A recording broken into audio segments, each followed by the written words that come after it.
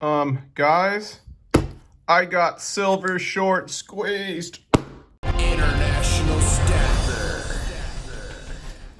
Hey guys, International Stacker here, and I'm here to tell you the tragic story of how I got silver short squeezed and why I don't care. And usually I do not open packages like this, but I stabbed it, so I figured, hey, might as well go for it. So what do I mean? So back on the weekend when silver was going, starting to have a lot of hype around it, a lot of news stories. I actually did the longest live stream of my life, which was 26 hours or something. And by the way, that video is still trying to upload. I think I don't know, something happened with it. So anyways, that day, I had told you all I'd taken a small position. And I took a few small positions. So this small position here, jeez Louise, cost me $508. How would you smuggle this into prison? Okay, sorry. $508. So this is $25 face value. Whoa. Whoa. Whoa. Sorry about that. So this is $25 face value in silver dimes. For those of you who don't know, our monetary system used to be based on gold and silver, not anymore. So any dimes pre-1965, so 1964 and below, is going to be 90% silver. So frequently and lately, whenever something's going on, I'm trying to find a good deal. I'll base it on what's going on at that time. And at this time, the best deal I could find was definitely on this stuff, which is called 90% silver, or constitutional silver, some call it, because the Constitution of the Coinage Act says all of our money will be minted of silver, or all of our coins will be coined in silver. So a lot of people call it constitutional. Oh, look at that. Silver. And yes, I did buy this online, private buying on a social media platform. But anyways, anything pre-1965, 1964 below is 90% silver. As you see, the dimes are silver. So I paid $508, which included the shipping, which is about $20.32 per dollar face. Not bad, not good. At the time I bought this, it was nearly spot price, I believe. So I broke this down. Cost per troy ounce spot price would have been $28.42 if I got it spot. I think I bought these at maybe $28 spot, or maybe $27.40 or $50 or $60. So I probably paid 99 cents over spot, or maybe a little bit less. Okay.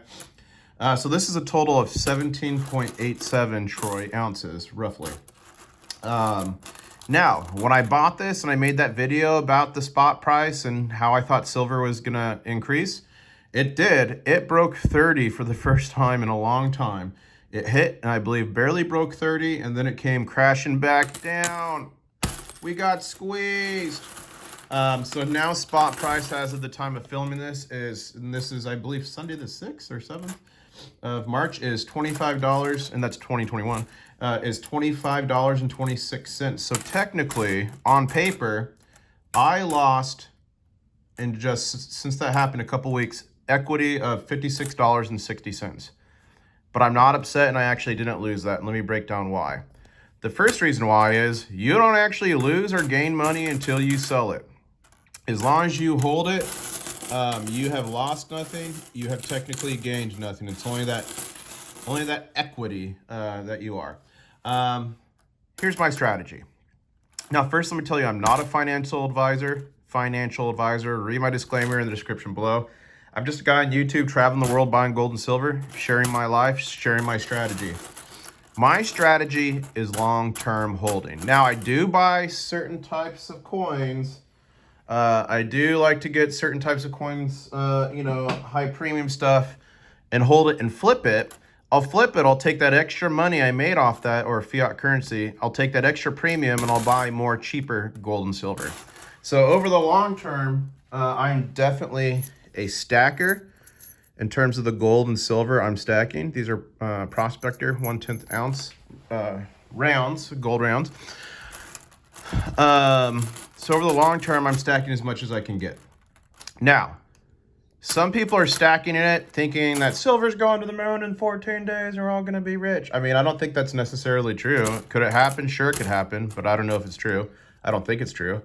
I do think we're going to see a significant run in silver in the near future, but my strategy is long-term, okay? Having a long-term strategy protects me against many things. One, if silver does shoot the moon, I'm good because I have the silver because I'm doing, or gold because I'm doing long-term. Two, if S, H, T, and F happens, or S word, S, H, hits the fan, I'm protected there. I can use this stuff to barter, to buy, whatever.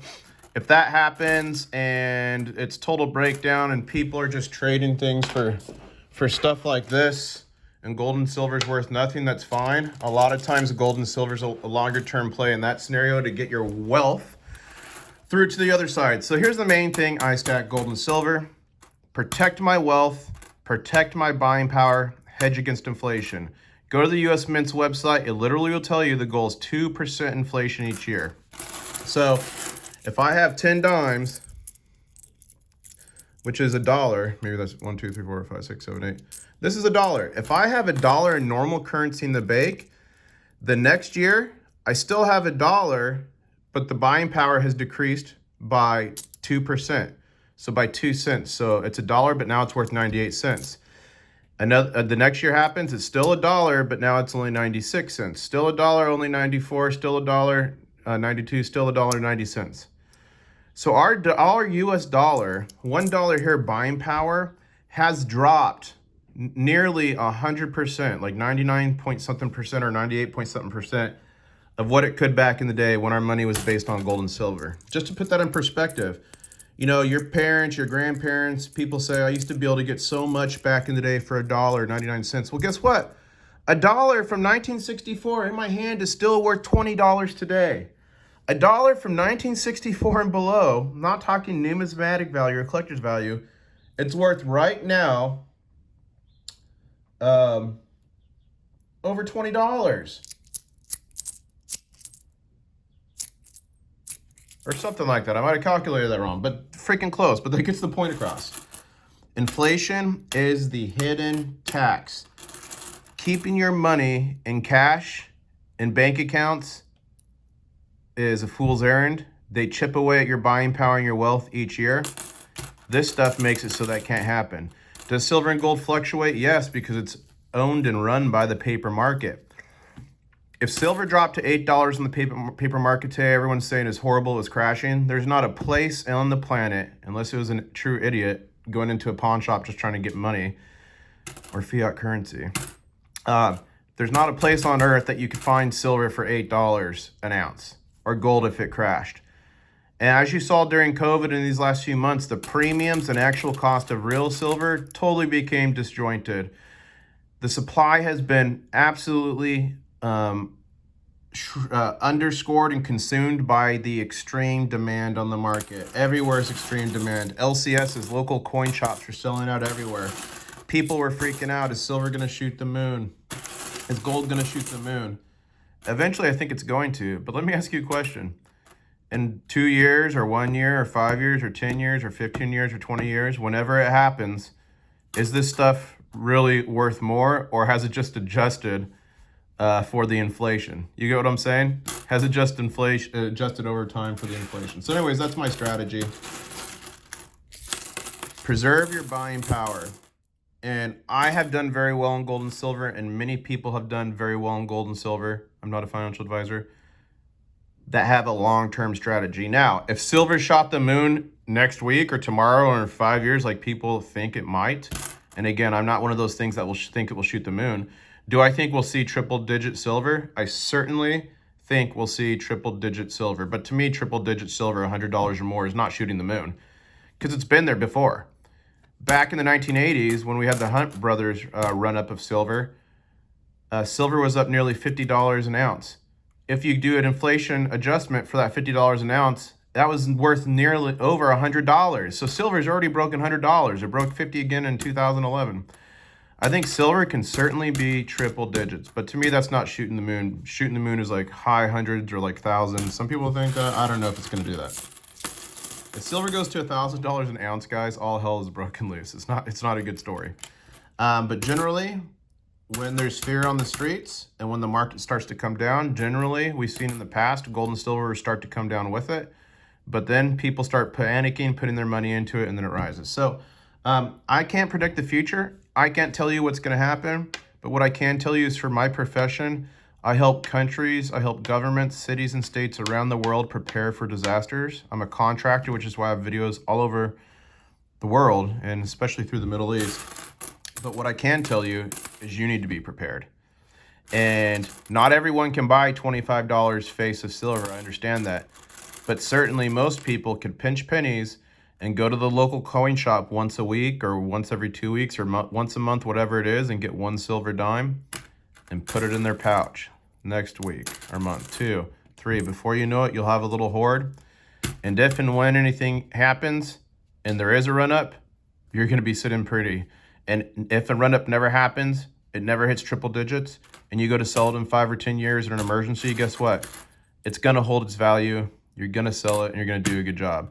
But yes, you've got like 6,000 ounces. What if you put all that in the stock market? Yeah, what if I put it all in Bitcoin? Sure, what if I put it all in freaking ammo and sold it now because ammo's like inflated? Shoulda, woulda, coulda, okay?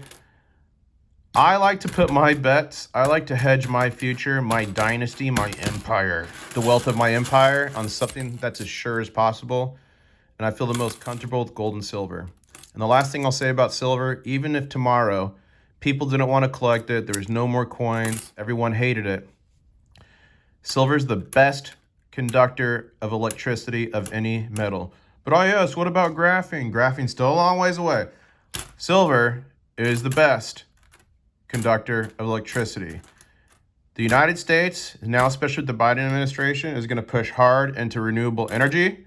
Solar panels have this, flat screen TVs, cell phones, freaking missiles, right? Biden administration did launch some missiles recently into Syria. That's silver. California has a new rule. All houses after 2022 have to have solar panels. Silver. Someone once said to me, yeah, but if you took all the coins in the world and melted them down, you'd have to have like 100 million solar panels to consume that. Yeah, but that's all in coins and people are collecting it. We're at a net deficit for the mining of silver because there's very few pure silver mines. It's mostly done to mine copper or gold, etc. And if industrial demand slows down for copper or other things due to economic issues, the supply of silver is going to continue to drop. Less supply, more demand, prices go up. And again, best conductor of electricity in the world. Antibacterial properties used in water treatment, used in the medical industry. So even if the numismatic value collapsed tomorrow, I still feel comfortable and confident. I'm not in the stock market at this time. I believe the correction of a lifetime is coming. I have very little in cryptos at this time. I did sell a lot of my Bitcoin. For those of you who don't know, I started mining Bitcoin in 2015 before I got into metals, and a friend I got into mining Bitcoin. And that was like, it was $400 or $500 a coin, guys, when I was mining it. He got me into precious metals. I ended up mining a decent amount of Bitcoins and sold a lot of them and bought precious metals with them. And I recently just sold the rest, and it was like, I sold the rest of mine when it hit 39,000. Now it's like at 50, hit like 56, but I'm not upset. Shoulda, coulda, woulda. You can't live like that, folks. You got to make the best decisions, and as long as you're increasing your equity, increasing your hoard, and whether that's through doing investment opportunities or buying one silver dime at a time, you too can build your own empire. I hope you guys like this video. And technically, I didn't get short squeezed. Technically, getting short squeezed is forcing people to sell stocks back to the original owner to cover a gap. So they take a stock from someone, they like borrow it essentially, they sell it to someone else. Then if they get forced in a short squeeze, they have to buy it from someone else at a much higher price to go back.